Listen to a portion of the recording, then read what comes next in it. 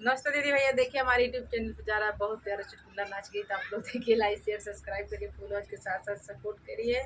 भोजपुरी लोक गीत स्टार के चैनल पर जा रहा है, आप लोग देखिएगा। बहुत प्यारा चुटकुला नाच गीत है और कमेंट में बताइएगा ये गीत आप लोग को कैसा लगा।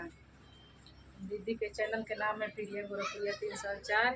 इन दीदी के चैनल के नाम है मीना गोरखपुरिया 304। इनके भी चैनल के नाम है 304। चुटकुला नाच गीत है, आप लोग देखिए, लाइक शेयर जरूर करिए।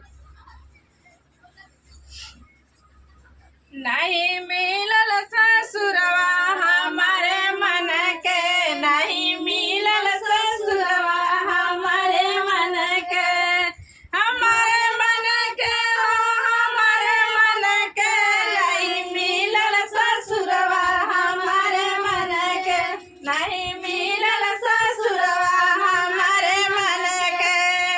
हमारे ससुर जी के महल दू महल, महल दू महल हो महल दू महल, हमारे ससुर जी के महल दू महल, हमारे ससुर जी के महल दू महल, नहीं लागे खिड़किया हमारे मन के, नहीं लागे खिड़किया हमारे मन के, नहीं मिला ससुरवा हमारे मन के, नहीं मिला ससुरवा हमारे मन के, हमारे मन के हो हमारे मन के, नहीं मिला ससुरवा हमारे मन के, नहीं मिला ससुरवा हमारे मन के।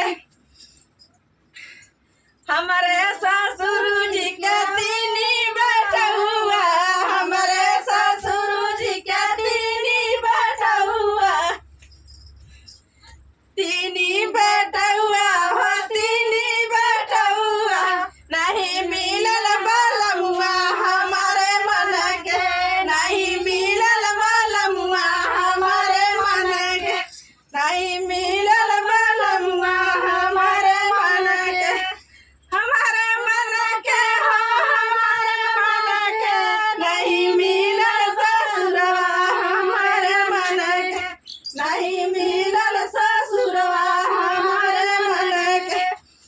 हमारे ससुर जी के तीनी बेटी हुआ, तीनी बेटी हुआ हो तीनी बेटी हुआ, हमारे ससुर जी के तीनी बेटी हुआ, हमारे ससुर जी के तीनी बेटी हुआ, हमारे ससुर जी के तीनी बेटी हुआ, तीनी बेटी हुआ हो तीनी बेटी हुआ, नहीं